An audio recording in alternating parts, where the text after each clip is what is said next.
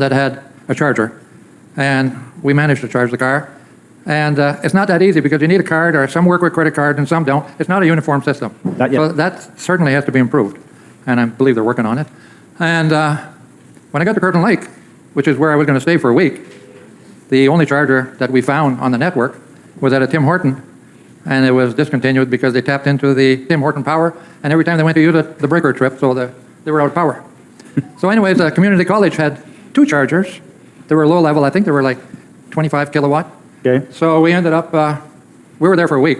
So we ended up leaving the car there, and it took about 2 hours to charge. And we were able to walk from there to Tim Horton and sit for 2 hours or 1.5 hours because it takes time to walk back. So we did that for the week. We didn't travel a whole lot. So then when we left, we went back home the other way through Noranda and Val-d'Or and Louis-Court, and we had no problem there. There was chargers every... In Quebec, there's not, yeah, 75 kilometers, you would find a charger, and no problem. And then they have a reserve there called La Vérendrye, which is about 150, maybe more kilometers. So in Louis-Court, we charged up, and then when we got to the other end, we still had plenty of power, but we could charge there again. And after that, there was no problem. But the main highway in northern Ontario going towards Thunder Bay can be problematic if anybody's driving that route, because I spoke to somebody from Kapuskasing, and or I corresponded. I didn't speak to the person, and that's why that person didn't buy an electric car. They don't have the network up there. So can I say something about that? So I am the co-chair of the Charging Infrastructure Network for Transport Canada. And what we have seen is, depending on the province, the network is either well-developed or not well-developed. So New Brunswick is getting better and better. Quebec is really good. BC is really good. PI is getting good. But Ontario, the Ontario government decided to stop installing chargers altogether back in 2018 until 2 years ago. So they have a lot of catching up to do. They know it now.